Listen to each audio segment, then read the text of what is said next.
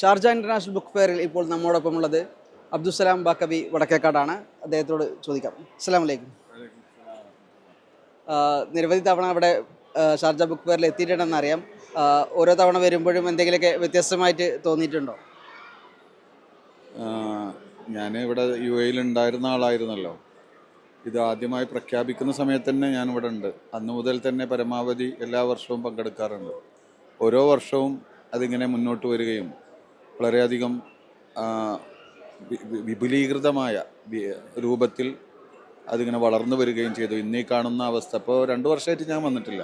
അപ്പോൾ ഇന്നീ കാണുന്ന അവസ്ഥയൊക്കെ ഇതിൻ്റെ തുടക്കത്തിലേക്ക് അപേക്ഷിച്ച് നോക്കുമ്പോൾ വലിയ മാറ്റമാണ്. എല്ലാ രാജ്യങ്ങളിൽ നിന്നുള്ള വലിയ വലിയ വലിയ ദാറുകൾ, ഈ പ്രസിദ്ധീകരണ സമിതികൾ, സംഘങ്ങൾ ഒക്കെ ഒരുമിച്ച് കൂടുകയും എല്ലാ കിതാബുകളും പുസ്തകങ്ങളും മനസ്സിലാക്കാനും കാണുവാനും അതിനെ സംബന്ധിച്ച് ഒരു പഠനം നടത്തുവാനൊക്കെ പറ്റുന്ന വിധത്തിലുള്ള ഒരു വലിയ ബുക്ക് ഫെയറായി ഷാർജ ബുക്ക് ഫെയർ മാറിയിട്ടുണ്ട് എന്നത് വളരെ സന്തോഷമുള്ള കാര്യമാണ്.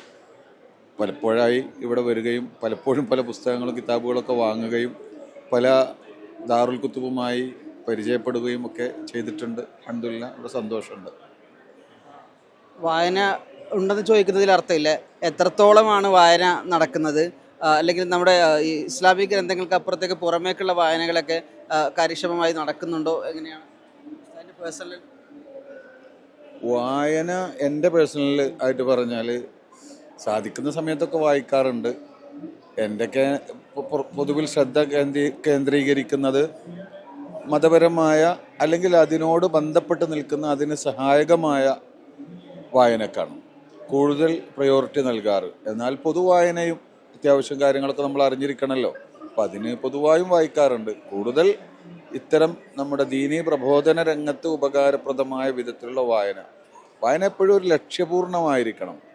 പിന്നെ പത്രപ്രവർത്തനമാണെങ്കിലും വായനയാണെങ്കിലും ഒക്കെ അതിനൊക്കെ ഒരു കൃത്യമായ ലക്ഷ്യമുണ്ടാവണം, അർത്ഥവത്തായിരിക്കണം. അല്ലാതെ എന്തെങ്കിലുമൊക്കെ വായിച്ച് സമയം കളയാന്നുള്ളതല്ല. അപ്പോൾ അതിനൊന്നും നമുക്ക് സമയം ഉണ്ടാവില്ലല്ലോ. പരമാവധി നമുക്ക് ഉപകാരപ്രദമായ കാര്യങ്ങളിൽ നമ്മുടെ സമയം ചിലവഴിക്കുക എന്നുള്ളത് ആ അർത്ഥത്തിലൊക്കെ തന്നെയാണ് ഒഴിവ് സമയങ്ങൾ ഉപയോഗിക്കാറ്. അൽഹംദുലില്ലാ, അതുകൊണ്ടുള്ള ഗുണം പലപ്പോഴും നമുക്ക് അനുഭവപ്പെട്ടിട്ടുമുണ്ട്. ഖുർആനെ ആദ്യമായി അവതരിപ്പിക്കുന്നതിൽ ആദ്യത്തെ പറയുന്ന വാക്ക് തന്നെ ഇഖ്റ, വായിക്കുക എന്നുള്ളതാണ്. പക്ഷേ ഇന്നത്തെ കാലത്ത് ഈ പുതിയ തലമുറയിലൊക്കെ വായനകൾ വളരെ കുറവാണ്, അത് മതപരമായാലും അല്ലെങ്കിലും. അപ്പോൾ ഇത്തരം ആളുകളോട് എങ്ങനെയാണ് വായന തുടരണമെന്നുള്ളതിൻ്റെ ഒരു പ്രബോധനപരമായിട്ട് എങ്ങനെയാണ് പറയാനുള്ളത്?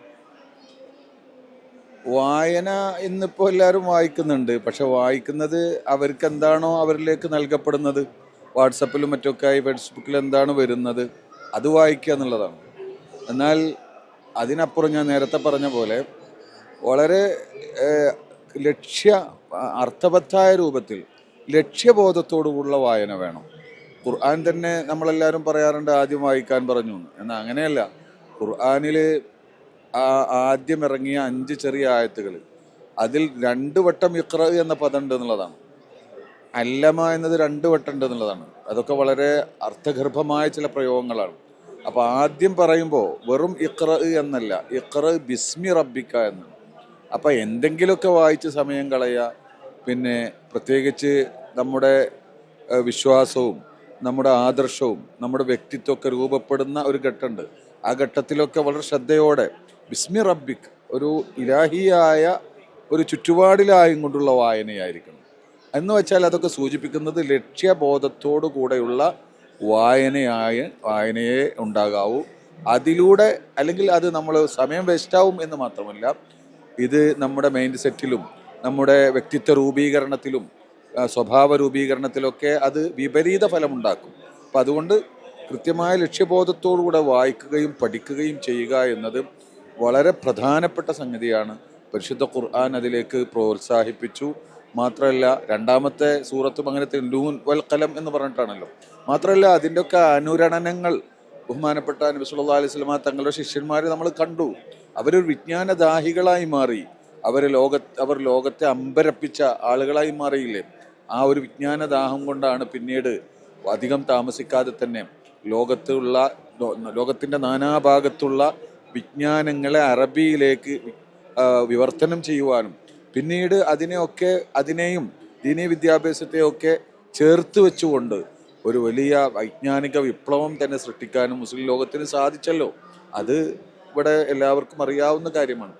ആ ഒരു രൂപത്തിൽ തന്നെ നമ്മൾ ഇനിയും മുന്നോട്ട് പോയെങ്കിൽ മാത്രമേ നമുക്ക് നമ്മുടേതായ അസ്തിത്വം നിലനിർത്തിക്കൊണ്ട് അന്തസ്സോടെ മുന്നോട്ട് പോകാൻ കഴിയൂ എന്ന് നമ്മളൊക്കെ നമ്മുടെ അടുത്ത തലമുറയെ ബോധ്യപ്പെടുത്തുകയും അവരുടെ സമയം അതിനനുസരിച്ച് ചിട്ടപ്പെടുത്താൻ നമ്മൾ മാതൃകയാവുകയും അവരെ അതിലേക്ക് പ്രോത്സാഹിപ്പിക്കുകയും ചെയ്യണം എന്നാണ് എനിക്ക് പറയാനുള്ളത്.